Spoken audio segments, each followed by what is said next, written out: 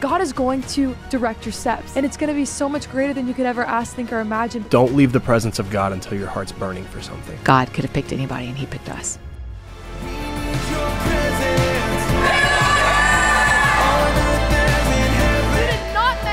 Too bad for God to redeem you. You have a purpose in this life. What's up, JWLKRS family? Oh my gosh, I am so excited to be back with y'all for another week of the JWLKRS podcast. Really here, guys, whatever your faith is, whatever area of your faith that you're walking in, I just want you to know this is a podcast where we just try our best to learn more about Jesus. We dive into scripture together. We just want to know what it really means to walk like him.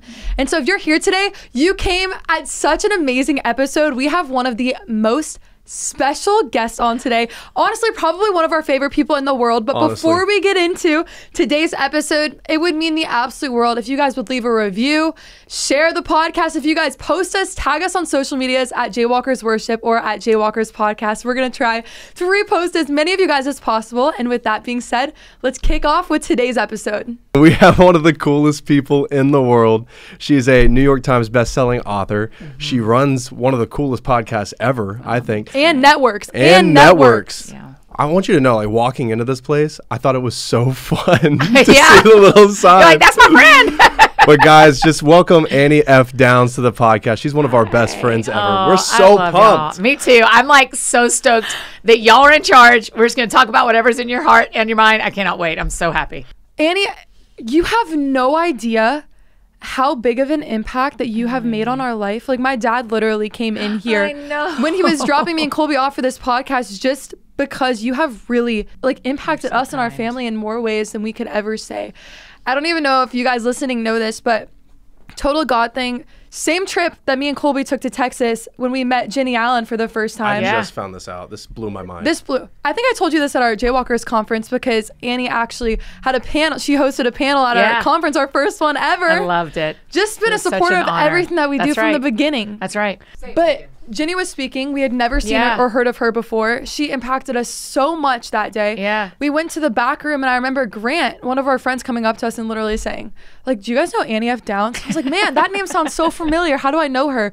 And I remembered, oh my gosh, my friend Kristen gave me a devotional, Your 100 Days of Brave, or To Brave. Right. And I read it on my live stream like every night. And I was like, you know what? I do know her. Yes. And he said like, oh, you know, she knows you guys. She was asking me about y'all. Yeah. So I went and I looked and like you had followed us, which honestly, like at this point, just being so real with you, our hearts have always been for God. Like in the beginning of social media, that was always the heartbeat behind everything that we did, was to share the gospel with people. But it looked so much different, I think, than a lot of people in the Christian realm because it was so heavily content based. Yeah. And in that, like, a lot of people in the Christian realm didn't really understand what we did. So they didn't really, like, I guess, like, accept us just because they didn't understand it. Yeah. You know? And so when we had found out about you, and you were so not only open arms to us, but so encouraging of everything that we were doing, and honestly invited us in and made us feel welcome, like we were family. Yeah. That was something that we really had rarely ever felt before. Same thing with Jenny Allen. True. Yeah. And it made us, like, latch onto you like you're our family forever. Life. Like, we will be loyal to you forever. Yeah. Because that's just, and it's not just with us though. Like, that's just who you are. Well, only when I find people that I go like, the thing that God has asked me to do with my life is introduce my friends to my friends. Like, that is what I'm meant to do. And that includes Jesus, right? Like, if people fall in love with the people of God, I think they'll fall in love with God. And so I want to introduce them, right? So, and that what that looks like is building the trust of the people who are your friends, who follow you in some way or capacity in real life or online. And then going like, no, I actually can tell you the Schnackis are who they say they are. Go. Like, if you're looking for someone, go. And y'all made that really easy for me because I watched. It was when I was like, you know, we've talked about me exploring my TikTokness. And I've watched, and I was watching, and I was like, oh, they're actually who they say they are. And they're willing to be really forward about this and about who they are with the Lord. And so I've just been impressed from the start and thought, I want whatever it looks like to be in friendship with them, I want to do. And so that, you made it easy. And then y'all being like, yeah, let's be friends. I was like, great, let's be friends. Here we go. Yeah. Game on. And then it was no stopping us after that. I mean, when I saw y'all at If Gathering at that table, I was like, my people, I can't believe it. I like spider monkeyed y'all so quick. That's how we felt too. Like, when we walked in the room and I saw you, I was like, I know. No, I it's felt the nice. same. My family. I felt the same. Colby, you know what that makes me think about? It makes me think about that story you were telling me Oh about my at conference. You gosh. have to tell her about this. So it's like full circle, right? So we met you in a way Yeah. the same time that we met Jenny. Yeah. And so full circle, we're having our Jaywalkers is conference so for the funny. first time, and you and Jenny are Oh, we're both there. invited to that. Yeah. Yeah, we're already nervous, right? This is our first conference. Already so freaking good. out. Yeah. There's so many moving pieces. There's not a lot of people like helping us out with the thing. It's like a small skeleton crew putting this Yeah. whole thing on. You need to be careful with what you're telling people. Because What did I do? No, this is so Annie. I love this. Is so funny. so you and Jenny are great friends. Yes. And I remember, so I opened up the conference after Yes. worship. Y'all were with- two of the best preachers of the whole thing. So I opened up the conference, and then the next day Jenny gets there. Yeah. And I notice Jenny's like looking at me, and I notice she's looking at Allie, but she has Jenny's look. Yes. Where it's like that. I'm gonna. Yes, I you need know, to figure something out. Yeah. She's on a mission. She's Yeah. on a mission, and it's kind of freaky. It's kind of Uh-huh. scary It's a lot. sometimes if you don't know who Jenny is. That's right. Even if you do. And so I'd never really talked to her, Even if you do. and like from across the room, I'm like, am I in trouble? What did I do? So worship is happening. I don't remember who's on the stage, but worship is going on. And I'm walking around because I have to get to the backstage. And I walk by Jenny, and I just knew she was following me after Yeah, that. I knew she was yeah. behind me. So I stop and I turn around, and she looks at me and she's like, hi, I'm Jenny. And I'm like, I'm Colby, because we never really formally Yeah. met. Yeah. And she's like, Annie has told me a lot about you and Allie. She's like, you two are going to be some of the next leaders of this next generation. That's what I did do that to you. Annie says. And then she starts pressuring me. She's like, did you go to school? Do you know your Bible? Okay, I want to hear you preach. I love her. Yeah. I Right. love her. And Yeah. I'm like, oh my gosh, this is Yes. nerve-wracking. Yeah. It's like Jenny, Did she get to hear you? right? Oh, get ready. So Jenny like fast forward into the night. Jenny gets off stage from preaching, Yeah. and I'm back there because Yeah. I gotta end the night. And she gets off stage, puts the microphone in my hand, and says, "Go say something." And I'm like, Great. Annie got me into this. That's so good. So what'd you go say? I forget what Did I. you just like I kind of for- end the, like, because ministry So time I went ended. wild Yeah. that So night. so Naomi, so fun. Naomi, Maverick, and us. Yeah. They finished worship, and then I went and closed the conference, Yeah. and then we all said like next year. And Yeah, all that yeah, stuff. yeah. But I was so scared. Yeah. That whole time, I'm like, Annie got me into this. She just needs to I stop did. telling people stuff. I did. No way. I'm like, y'all are preachers. Y'all are like not playing around. But I like that she asked you that question because one of the things that the barrier to entry for being an influencer is very low. All you got to do is have an account of any kind, Instagram, TikTok, whatever. So the ability to influence is really low. The ability to influence well is not a low bar. That is a high bar. And so what Jenny's saying is, are you influencing? Great. Are you influencing from a place of wisdom? That's what she wants to know. And y'all do. I mean, you do. But that's why we have to stay in the Word. That's why we have to continue to be in Christian community, whether that's at your church or in small group or through Jaywalkers. But we have the opportunity for the rest of our lives to influence. We just want to make sure we're stewarding it really well, which I'll do. But it is that's what Jenny's asking is. No, I love it. Are you just an influencer or are you influencing with wisdom? But like truthfully, like even Allie and I, before we ever got into social media, all we ever wanted to do was ministry. Yeah. That's all we wanted to do. Yeah. And then social media kind of came as like it snuck up on us a little bit. yeah. But no, it's been a So blast. is anybody bringing y'all in to speak yet at conferences? So I'm doing a camp. Yeah, you are. You're doing a whole camp? Yeah. I'm doing a whole camp in like a That month. is so much work. Do you know? It is gonna. It's fun. You're gonna do great. No, it's fun. Annie I keeps have- it so real. But I'm like that is like going to like boot camp. No, I have. Have you done a for camp before? speaking. Yeah, girl. Camps are because you teach every night. Oh no. I have Do you have morning and night? night, morning to Yeah, close bro. it out. Great. It's great. I'm so excited for it you. It actually It's gonna builds grow you this so much. muscle of being able to turn around and do it again, and it's going to be and you to prepare that many different messages. True. It's a good grind. It's important to do. I think doing No, it's a retreats and blast. conferences really matter because it makes you do that repetitive work and get Mm-hmm. more reps, but also you have to pray and you have to think and you have to prepare. Yeah. Great. No, I'm excited about Boys it. and girls camp, or is it just dudes? It's a boys and girls, like high school, I think. Dude. Yeah. See, y'all just better be ready because those are the phone numbers, phone calls y'all are going to start getting is like, come speak at our thing, come speak at our thing.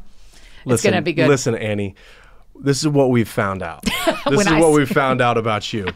Oh, Oh yeah, we're turning this on you. You got a sneaky way of doing that. I see what you're trying to do. I see the habits coming in. She's been tricking us. She's been tricking us. This is about you today. This is about you today. Sorry. Allie and I've been talking about it. We've never seen you be interviewed. It's always you interviewing other people. I've only watched you interview other people. What would you like to know? So much. Okay. We have a lot. We have so much. Okay.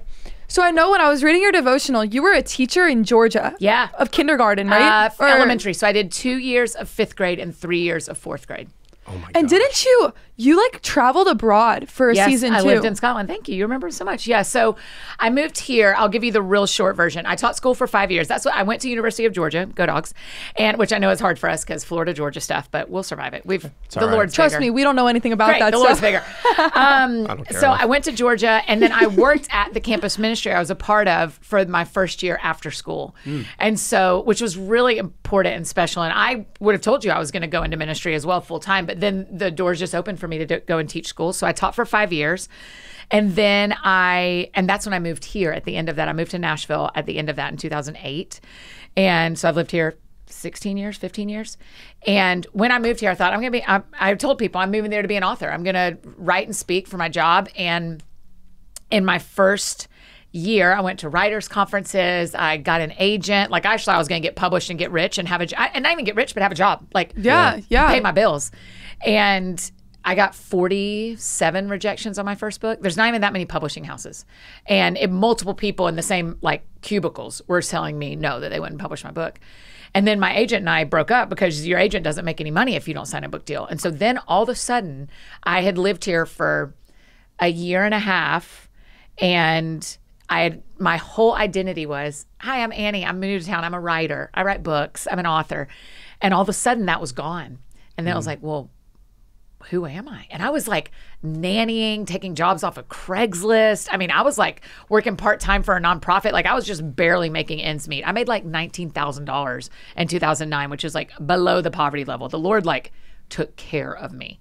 And so I got to where we ended our relationship, me and my agent. And I thought, if I'm not an author, who am I? Like I walked away from my whole life, from my friends, my family, my church in Atlanta.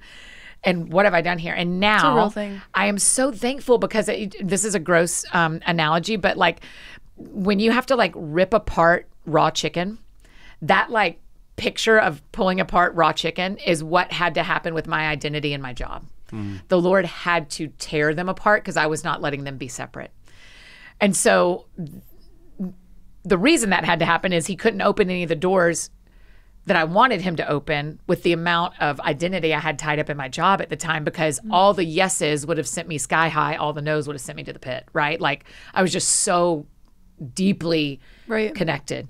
And so that's how I ended up moving to Scotland. Is a church there called and said, hey, will you come work for a college ministry? Will you help us plant a college ministry? And I'd always wanted to live there. I went there in college and loved it. And I kind of thought, well, all the doors for me to publish a book have closed. I had self-published it. And just to put it on, I'd finished it. What was your first book? It was called From Head to Foot. Now it's called Perfectly Unique. And so, but it is the first one that was published. When I self-published it, we called it From Head to Foot. And it was like a Bible study for high school girls that kind of walked through literally your brain, your shoulders, your hands, your stomach, your knees, like literally body parts every week, talking about how do you honor God with your body?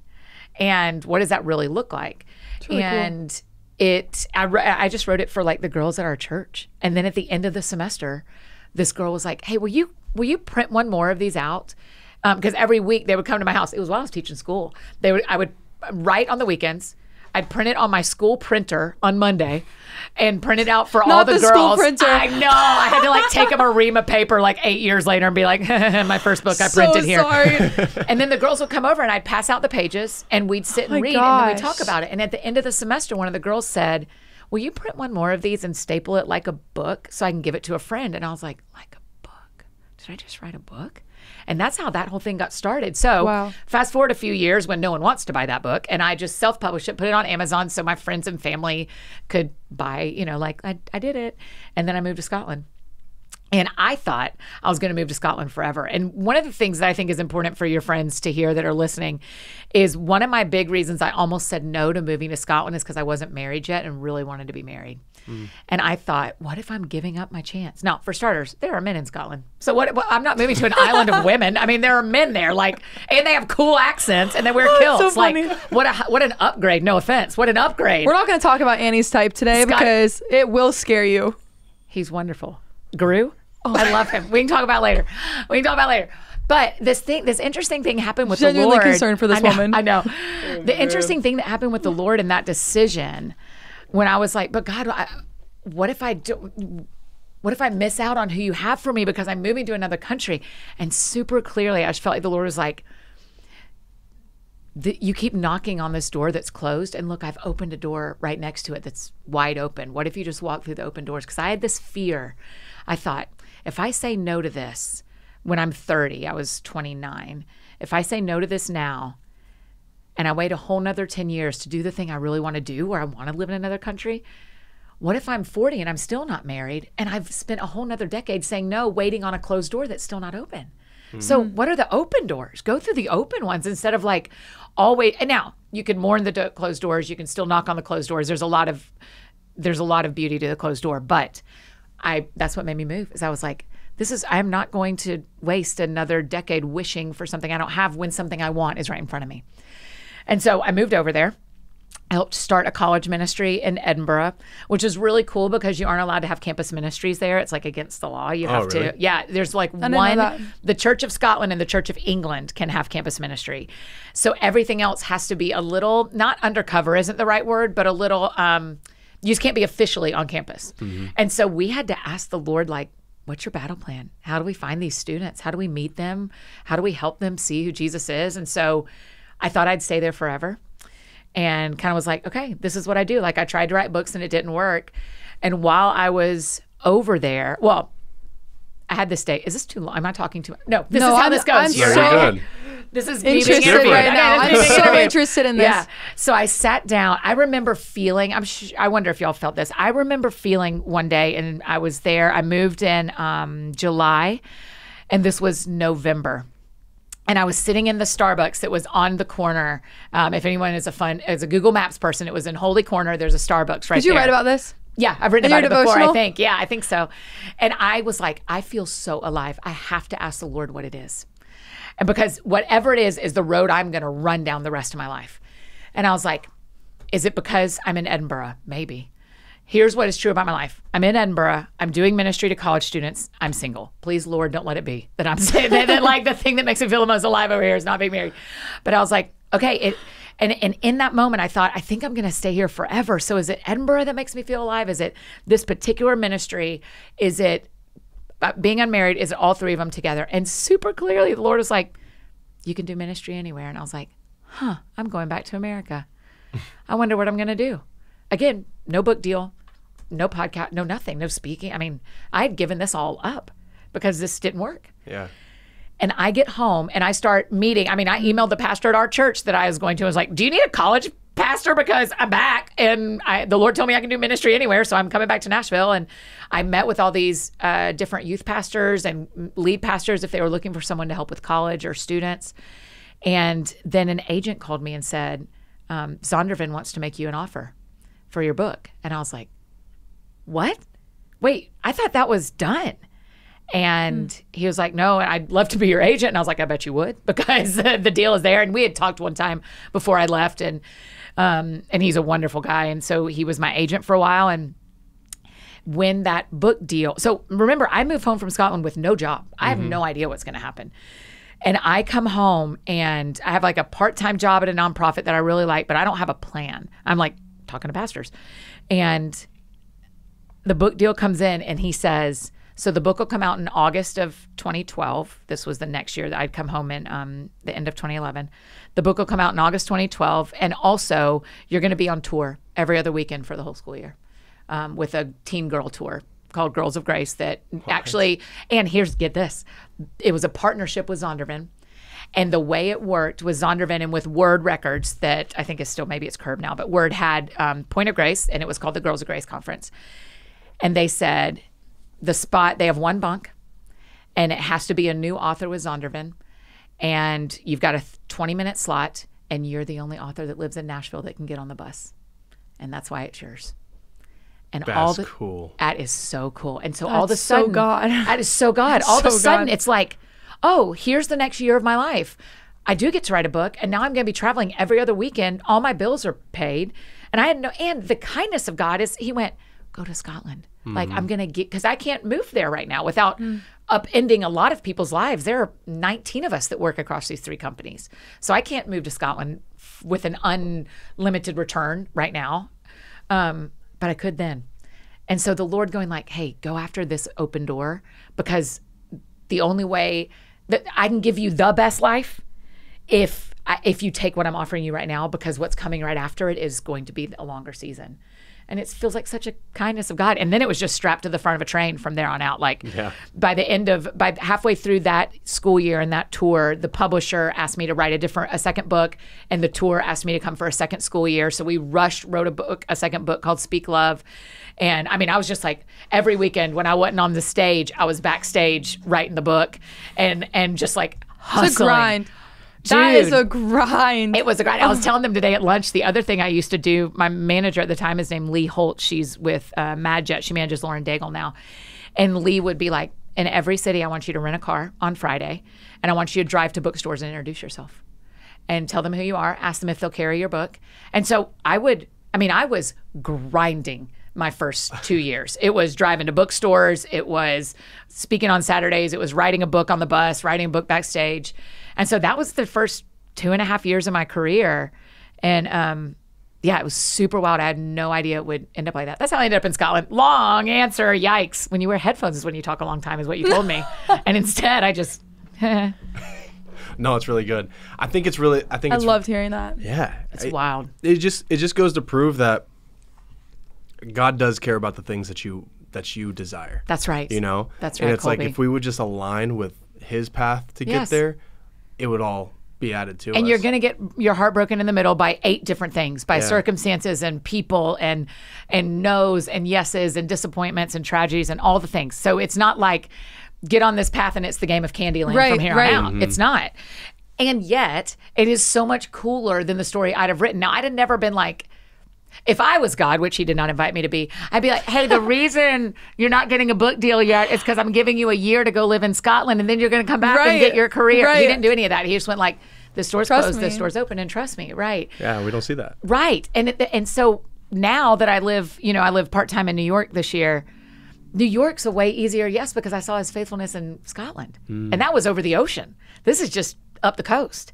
But I've seen his faithfulness over and over again. And so every time he goes, hey, you want to trust me for one more adventure? And I go, man, this is going to hurt. I know it's going to hurt, but all right, let's party. And both are always true. It is always a great adventure, and it always hurts. I love that. Yeah. I love that. It reminds me so much of that scripture just the whole time you were talking. And we always bring this up on our podcast because it's so true. It's man plants his way, but the Lord directs his steps. The Lord determines his steps. I'm the way. so thankful for that. That's right. And also that us planning is part of the journey. It's true. We need to. You can't just sit back and pretend like, well, we're not going to figure. Y'all aren't doing that. I'm not doing that. Going like, well, I hope 2025 works out. You're like, no, we are planning now. The Lord may go, I know you think you're pointing down this street. What you don't know is when you walk down that street, the right-hand turn is the one you're actually going to need. But you can't know that yet. So determine your way, or plan your way, and let the Lord determine your steps. You're right. That is, if there's a scripture to memorize that'll give you peace on the worst days, that is a good one. Yeah.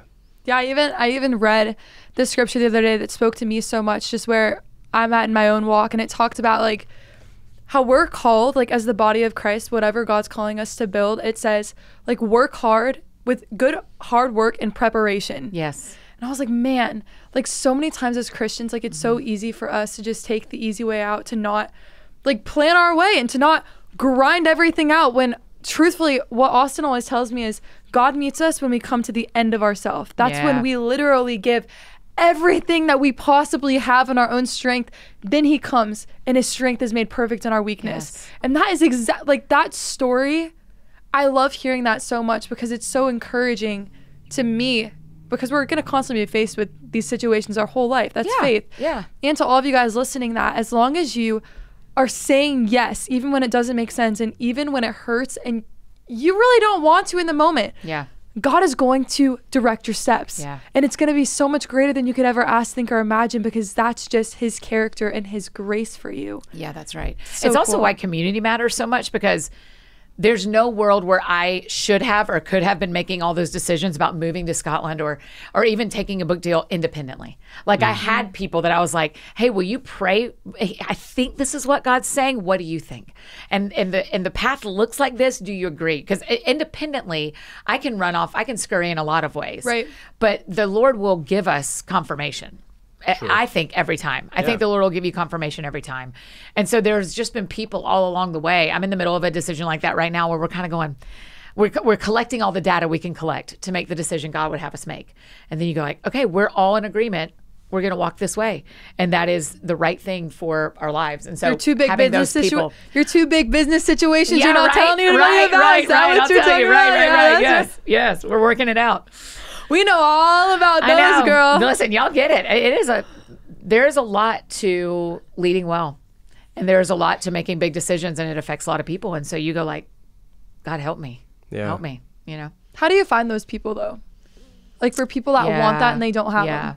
Well, I think you start with finding people that you trust that they eat at the same kind of restaurants you want to eat at, right? Like I think it So starts, true. you don't That's start with like, I need good. the person who can tell me where to live next. No, I just need the person who, when we sit down to eat, we're both like, I love eating out. I love eating out too. What do you love? You know, like just kind of someone that you connect with already is what I'm saying. You don't have to So make every true. life choice, but what happens is this has been our friendship. At your first meeting, you talk about some stuff. At your next meeting, you talk about more stuff, and then more stuff and more stuff. And so then you go, hey, I am like really. I know we've only hung out 4 times. You're going to say to somebody you're hanging out with, I know this is only like our 3rd time going on a walk, but I've got this really big decision. Would you tell me your thoughts? Or, man, I don't know if I've ever told you about my mom, but here's the thing about my mom, or you know. We haven't even gotten to this yet, but I just met somebody. And he said this, what do you think that means? I mean, just, it's the slow crawl of that. If you need someone today to help you make a big decision, that's what a therapist is for. Even if it's your first meeting with them, that's what a counselor, a pastor is for, to go, hey, I know we've never met, but I need to talk through where I'm going to go to college and I don't know another voice. So hi, I'm Annie. Where am I going to school? You know, that kind of thing. So there are people, if you're in like a 911 or a big decision right now, but building for the long term, it's, you got to give it a little bit of time and trust them in their other decision making before you let them speak into like your life big decisions, I think.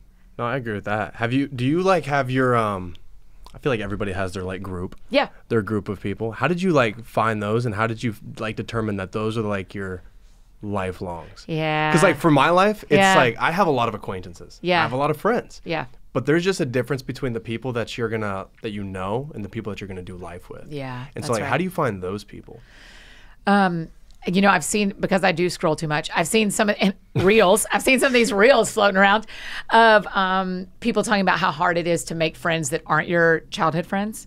Of going like, man, the real kind of the feeling is, yeah, it's cool you have friends from your childhood, but I'm out here making lifelong friends when I've got a job and I've got a mortgage and I'm trying to get to the gym after work, but I'm exhausted. You should celebrate me. I'm making lifelong friends right now, not hanging on the people I knew since kindergarten, right? So it's some of both. I have a crew of friends that we grew up together and we've just stayed really close. And by choice, we were involved in the same things, grew up in the same church and stayed in the same church our whole lives. And they are all still in my hometown. They're all married with kids. And I went home for Mother's Day and we all went to lunch together and saw each other and caught up, and we're talking all the time on text. They're really important to me. And what we share is history. And what we share is commitment. I have friends here in Nashville that I think are lifelong friends. And currently what we share is we have a similar life place. We're about the same age. None of us are married. We all want to be. And we are trying to maneuver what this life looks like. So I think they're lifelong friends. But here's the trick of that, even the nuance of that question is, you got to live like the friends you're making are lifelong friends. True. And then if that pans out, great. If it doesn't, okay. You're going to have friendship breakups that are really painful. I've dated and broken up a lot. I am 43, right? Yeah. Like, it's been painful. Nothing has hurt like when my best friend and I broke up. she and that breakup of a friendship. That hurts bad. Oh, It's different. it is different. Yeah. It is different. And so that might happen. But the way you make lifelong friends is treat the people that you trust like they're going to be lifelong friends. And then let life play out the way it's going to play out. And because we can't know right now who our lifelong people are. We can hope. I mean, I hope my friends I have are lifelong people. But in a world where, because I'm living part-time in New York, I fall in love in New York, and he and I live there for the back 40 years of my life. Yeah. I won't be daily with the people I'm daily with now. Okay. I'm not going to treat my people here like, well, until I marry someone in another city, really like you, right? And so it's like, hey, I've always struggled with this, and I'm still struggling with this. Help me not do this till I'm 90. Yeah. Like, what do I need to be doing right now so I'm not doing this when I'm 90? And so I think it's two ways. I think it's consistency and honesty and treating them like they are the thing you hope they'll be until they prove different. Yeah, I've been learning a lot about like friendships. Even in the Bible, there's so many different types of friendships I didn't know were there. Some, God does bring in from when you were a kid and they stay with you the rest of your life. Some you meet when you're 20, 30, 40, they stay with you for the rest of your life. Some are just for seasons. That's right. Because God knows exactly what you need from each other in that season to be there. And I think that's an actual like beautiful thing. It was actually a lot easier to believe that before the internet. But I'll tell you why. Because do I know where my friends from middle school are? No. You're still follow you on Facebook or Instagram or TikTok. So you see people that you don't actually know anymore that you knew in middle school. Yeah. I don't, unless I've chosen to go find them. And so we were able to go, hey, that was a seasonal thing. Like, I mean, everyone before us did like high school reunions. No one has to do that anymore because I see you all the time on the internet. So I'm not going to be shocked when I see you're an old man because I've seen you become an old man for the last 20 years since we finished high school, right? Yeah. And so I think what you're saying is really important because you and your friends and me and my friends, we have to learn to let people be seasonal. Yeah. But the internet says no one's seasonal. Everyone's forever. And that hurts not too. true. Yeah. That hurts right. really bad too. Yeah. I mean, we've all dealt with this. Like even when you're still single or you're dating and your friend gets married, like my best friend Carol, she just got married. I saw it. It looked so happy. It was so awesome. Yeah. But like truthfully, she's been my girl, ride or die since high school. That's and right. so when you're not in the same seasons as your friends, Changes. or like something comes in that changes your dynamic, that can hurt sometimes. Oh, it's because you have to readjust your expectations and what y'all have been doing. It's so Would true. you write a book on friendship? Me? Yeah. What's funny is I actually have a podcast coming out tomorrow with her about friendships. Oh, good. I just This wonder whole if thing. you teaching on friendships and how they look in the Bible and how we do them in real life would be a very important book that I would read. I don't know. Just Yeah, think I thought about it was interesting when I was reading the Bible because I had never heard of some of these friendships that I was reading about. It was so cool. And I want to hear more about your Single Purpose League. Yeah, it's really fun. It's an interesting thing because I don't want to be the poster child for anything. It feels like suddenly you're like in the middle of it. And when I started this thing, back when I was living in Scotland, coming home, I'll write books. I was like, two things that are nobody's business: my singleness and my body.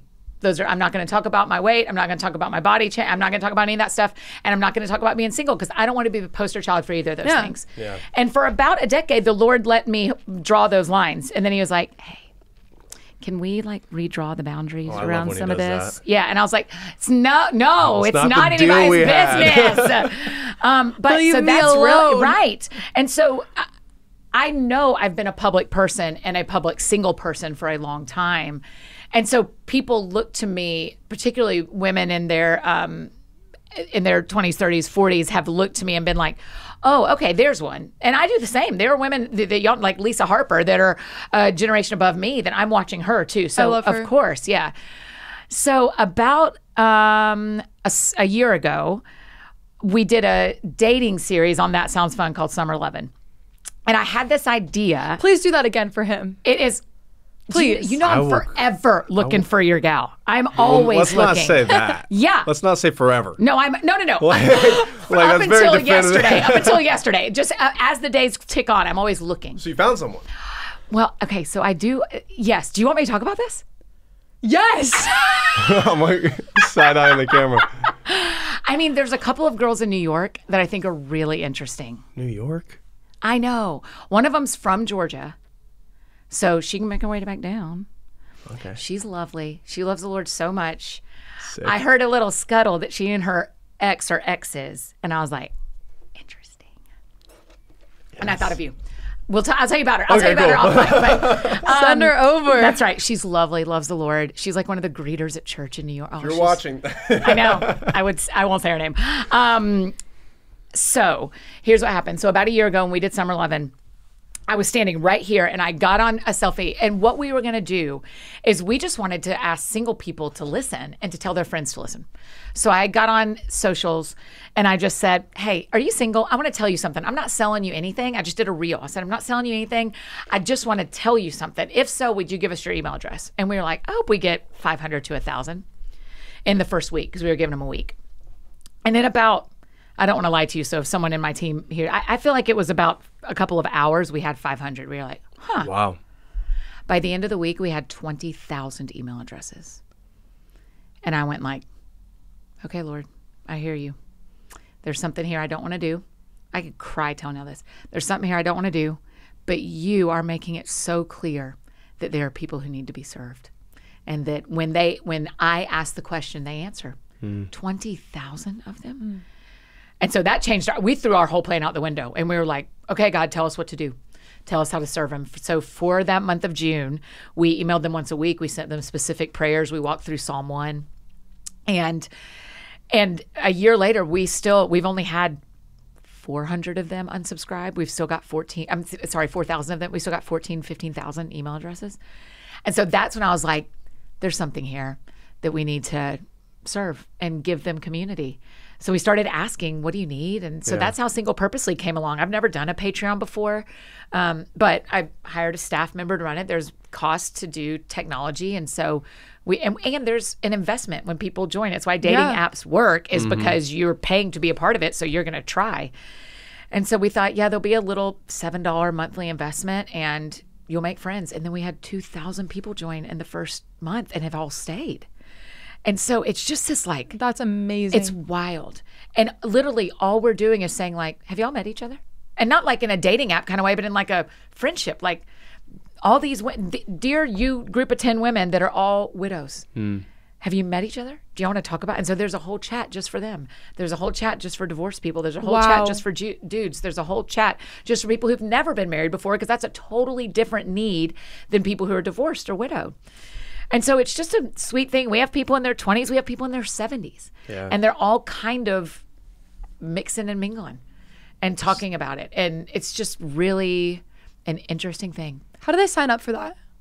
It's patreon.com/AnnieFDowns. And you just go and jump in. Well, actually, it's closed for the summer because we're doing Jenny's book. We're doing her emotions book. And so we thought, let's let everybody like feel safe.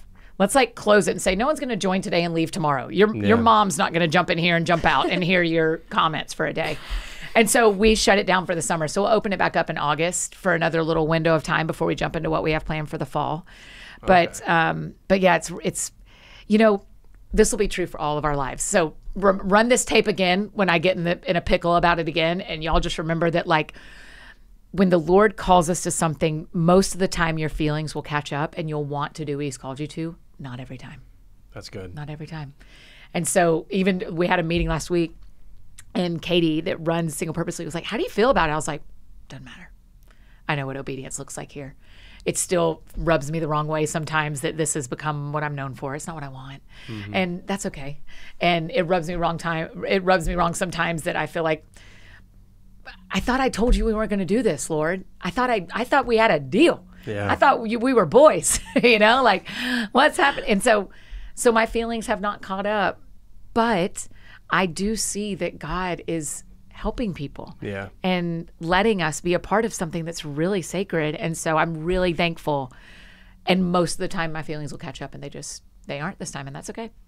Yeah. I mean, I've been on this topic for a little while now where it's like you got to tell your heart what to believe. That's right. You can't just go based off of your feelings. That's right. And a lot of the times you have to know what's true. Yeah. And just kind of operate from a place of this is what's true, not my feelings. Yeah, that's and right. like the same thing goes. It's like oftentimes the thing that God calls us into is things that we don't want to do. That's right. Like, nobody's writing books about what they're great at. No, like I think of so facts.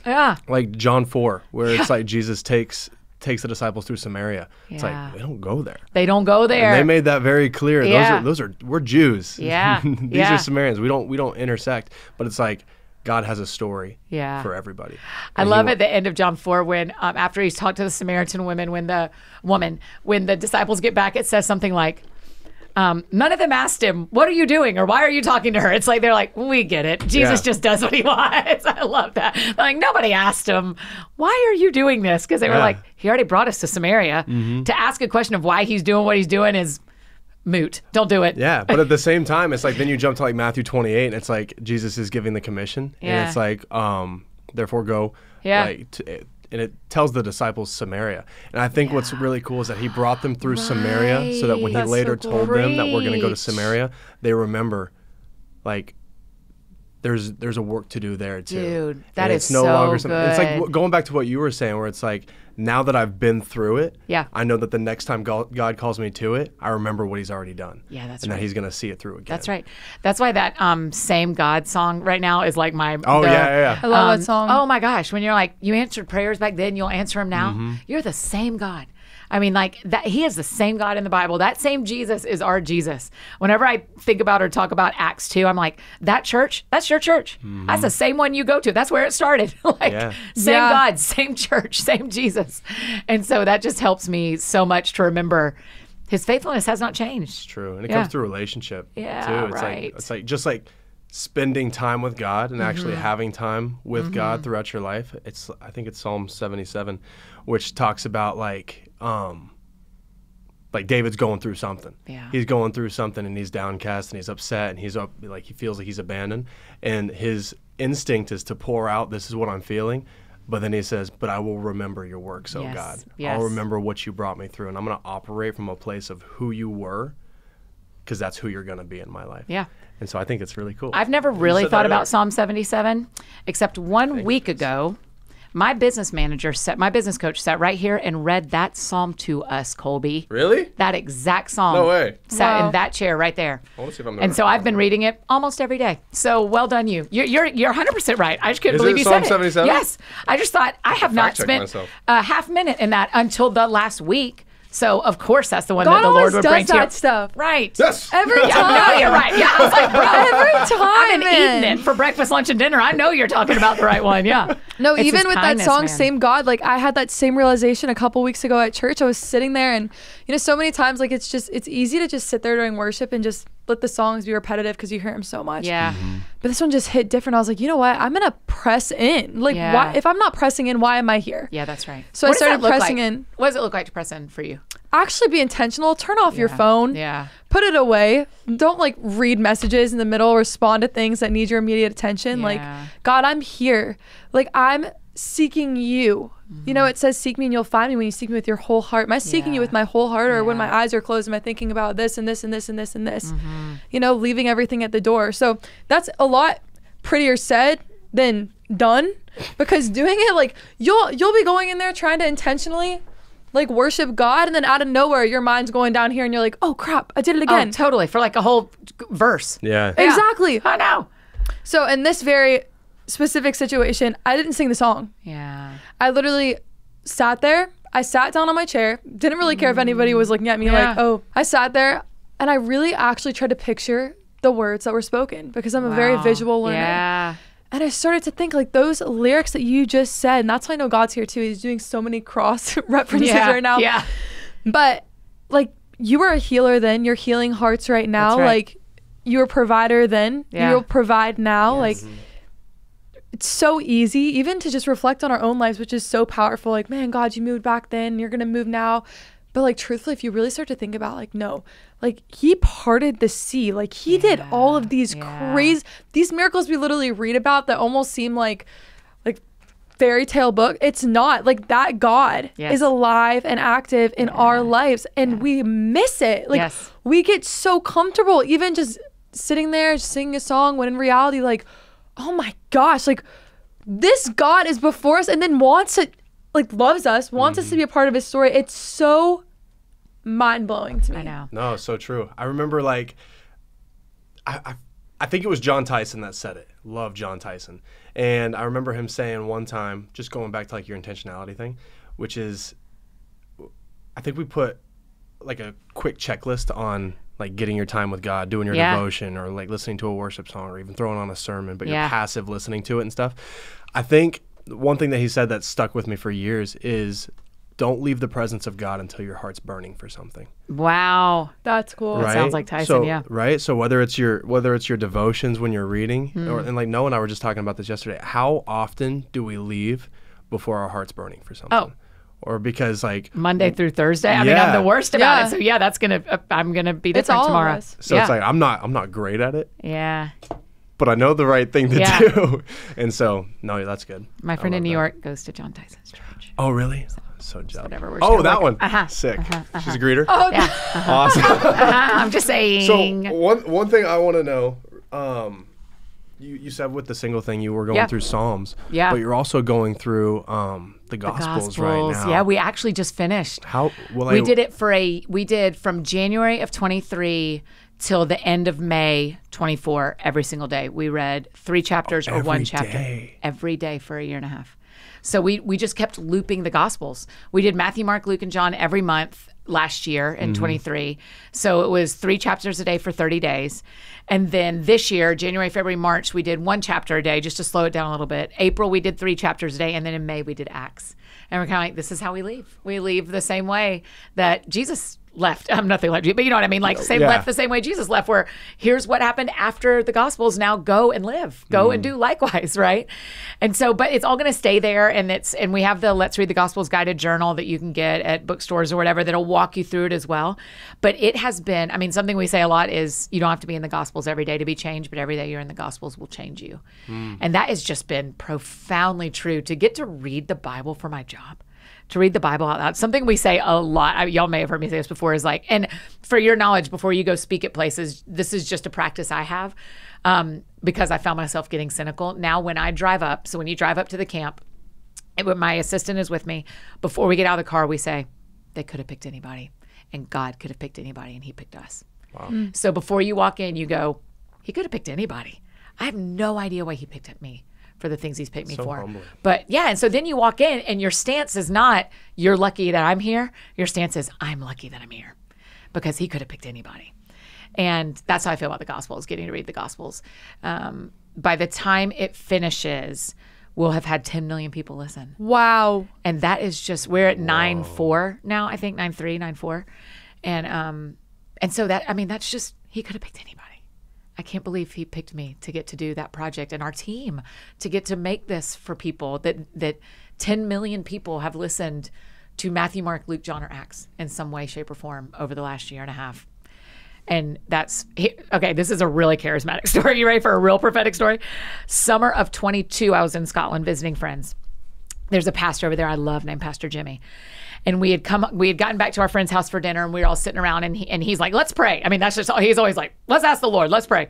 He says, I want you to ask the Lord for 3 things. He said, I don't even think, I can't do a Scottish accent, but picture Shrek saying this. I want to hear it. wanna I hear can't, it. I just can't, I can't Just even start. try. I can't even start. Can Gru do it? Okay, probably. He's perfect. Y'all are just missing it. So Pastor Jimmy says, I want you to think of, I want you to sit with the Lord. So we did like a sit and quiet for a minute. And he said, I want you to ask the Lord for 3 things that you can only do with him and that you don't have enough strength to do on your own.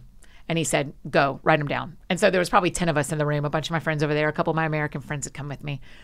So I write down my 3, and one of them is 10 million listeners. Wow. This show didn't exist, nothing. But I heard the Lord say 10 million listeners. So I way. come home and I ask our team, how long would it take us to get 10 million listeners on That Sounds Fun? And they're like, that's normal. Like that's like that's normal for the That Sounds Fun show. Like here's how long it takes. And I was like, oh, so we're past 10 million? They're like, yeah. And I was like, huh, I wonder what the Lord was talking about. Because he told me there's this thing that I can only do with him that's going to get 10 million listeners, but it's not That Sounds Fun.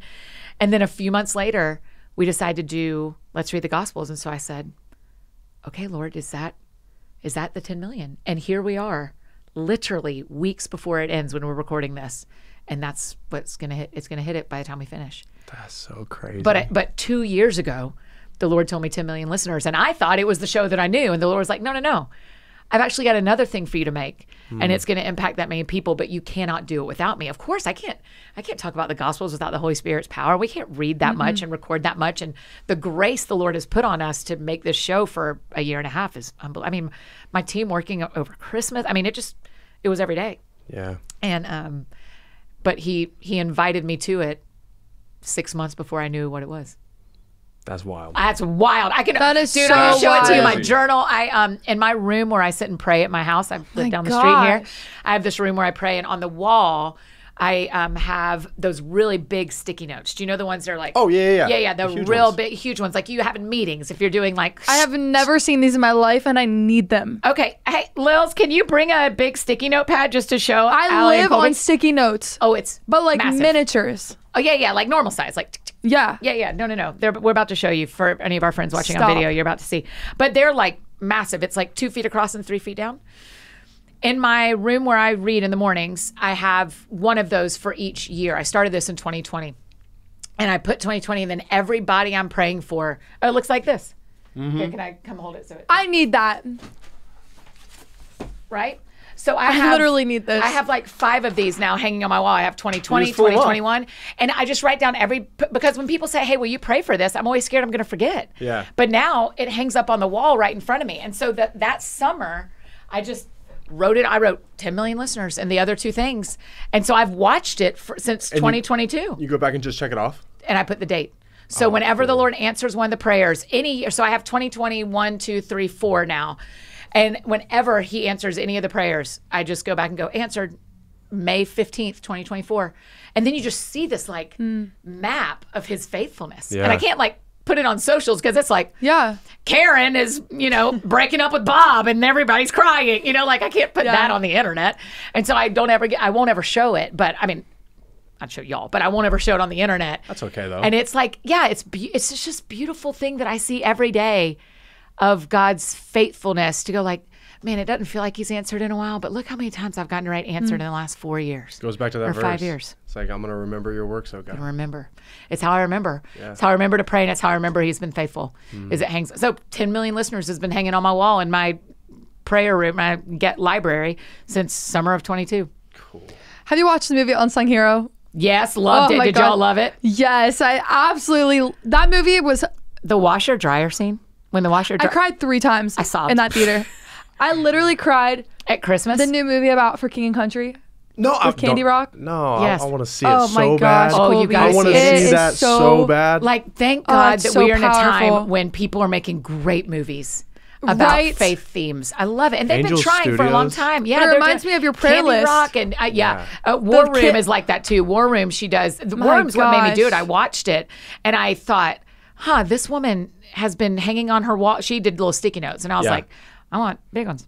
So even like I was kind of looking at moving. I'm not moving currently, but I was kind of looking at moving. And in every house I looked at, I was like, where would I hang all my sticky notes? I'm like, this house won't work. I don't have where to hang my sticky notes. Walk out. So, but that's also who we are in private reflects massively who we are in public. And if you and I have learned the hard way and the easy way maybe, but often the hard way of like, if you don't have if you aren't serving locally, the Lord can't really use you long-term globally. You have to be plugged into a local church. And who you are in secret is going to come out in the wash. Everybody's going to know. I mean, we're watching it on a national scale, on a global scale. Like, nothing is a secret anymore.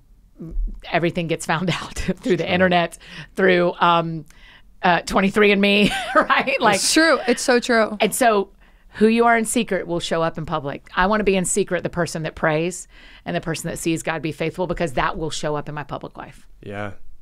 That's Yeah. why I don't bring Oreos in my house without telling my mentor. Because I'm like, if I start keeping one secret, like if I crush a box of Oreos and don't tell anyone, I'm like 3 decisions from doing something I really have to repent of. John Tyson has another quote. Man, I am on a John Tyson. He's the man. He is, but Yeah. he said, "Don't tear down with your life what you're trying to build with your pulpit." Oh, wow. And it's because it goes back to that. Yeah. Which is just like everything does come out. Have you in read the his wash. new book, Fighting Shadows, that's for men? No, I haven't. Okay. We need to, every dude watching this, and women, I mean, it's a strong book. I need to. Yeah. We'll get you one. All of this is reminding me so much of two verses. The first verse is like the one that talks about how God's ways and his thoughts are so much higher than ours. Yeah. Like your entire story. I know our story, even with us just being here, like literally we were sharing with you a little bit before we even started recording that us being here and filming this with you is just a testament to God's faithfulness in our life. And we used to come with our brother Noah and we had a desire to do ministry, but honestly, we had no idea how it would even happen, let alone together getting to do it with our family. Like we felt God, just like you did with your book, like give us that vision. But then it was years. Yeah, it was years of testing and refining. And the second verse that makes me think of is 2 Peter chapter 3, verse 9. That says, the Lord is not slow to fulfill his promise, as some count slowness. Yeah. But he is patient with you, not wishing that any should perish, but that all should reach repentance. Yeah. And if I could sum up our entire conversation today, it's in that. Yeah. That, That's it. like Joseph in the Bible, that when God gives you a vision, it's not going to happen right away a lot of times. It could, but a lot of times, from what I've seen, it doesn't happen right away. But it's so beautiful like that. Like, what is your Scotland? Yeah. That God's saying, will you trust me even when it looks like that vision isn't coming true and all the doors are closing? Yeah. Don't stand there and wait forever. Go look for those open doors. Yeah. I hold everything that you need. And that's so encouraging and something that I need to be reminded of. His faithfulness through you, through my story, through Colby's story, through you guys' story. So we're so blessed to have had you on our podcast. Thank you. We love you so much, and there's so many other things that we have to sit down for another conversation and talk to you about. Gosh, that so sounds many fun. things. Like I have so much that I want to know. I'm fascinated by you. Oh, you're kind. Literally, and where you get your glitter suits that you wore at If Gathering. Like, where did you get that? Like, that was so iconic. Everyone needs a glitter duster. Yeah. But last thing I want to ask you. And me and Colby have been talking about this with you. This isn't fair. This is I know fair. what you're going to ask. You can't record me picking who my favorite is. Is that what you're going to ask? Yeah. No, but now, no, it wasn't what I was going to ask, but now I want to know. Wait. What That's were not you what you're going going to to ask ask? then? No, I was going to ask what you're believing God for, but I believe can in answer God that too. That I'm your favorite. Listen, That's not true. I know it's not, because I mean, when We fight y'all about left the this voicemail constantly. the other day, I got so tickled because I hear you in the background saying, "I told you she wouldn't answer," and you're like, "I knew she was going to answer." I was like, "I'm recording a podcast." Okay, what am I believing God for? Man, that's a profoundly deep question for me today, Allie. I am believing God. What am I believing God for? I am currently believing that God is the actual one behind the steering wheel, not me. So that's a vague answer. So I'll give a more precise answer as well. But what I'm believing is that I'm going to get to the end of this particular road that I'm on, and I'll be like, "Oh yeah, you were driving the whole time." It felt like there was no driver. It felt like I was in like a badly behaving auto driving car. And that's not it. I'm in a God-driven car. And so I will testify to that on the other side, but I'll testify in the middle too. I mean, I am believing that God, how do I want to say this? There's a book that Tyson got me. This is like our Tyson fan pod. Right? Like, Yeah. You're next. Let's make it happen. John Tyson, come on the JWLKRS podcast. He introduced me to this book called Gospel Patrons. And the idea around the book, it's a great read, is there are times where God gives us finances so that we can be a supply line to what he's doing in ministry for other people. And so what I'm really believing him for is not money. That doesn't sound right. But I'm believing that God is going to use my life to make way for other people to do the ministry they want to do. And that can either be because I have finances to help them, or I have a place for them to stay while they're trying to figure out what they're doing, or I have an idea that needs them. I am believing that he is setting me up to not be the main character in the story, but to watch other people be the main characters. And I mean, he's always the main character, but I think I hope what's really being set up is like, hey, did you know that Annie Downs helped that? No, I had no idea. Hey, do you know that Annie Downs paid for that? No, I had no idea. Did you know Annie? I want no one to ever know my name, but for me to like do a lot of stuff. Does that make sense? No, there's a verse that reminds me of where it's like, you're almost painting the picture of it, but there's going to be people that are going to reap where they didn't sow. Yeah. There's going to be people that live in houses that they didn't build. Yes. And it just goes I back. want to be that house builder.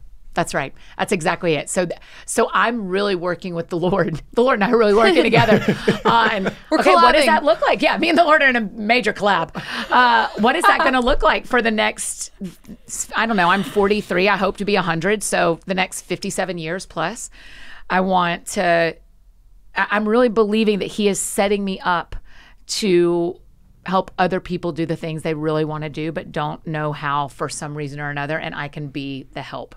And so that's what I hope. That's what I'm believing him for right now, is that what I'm in the middle of is a setup.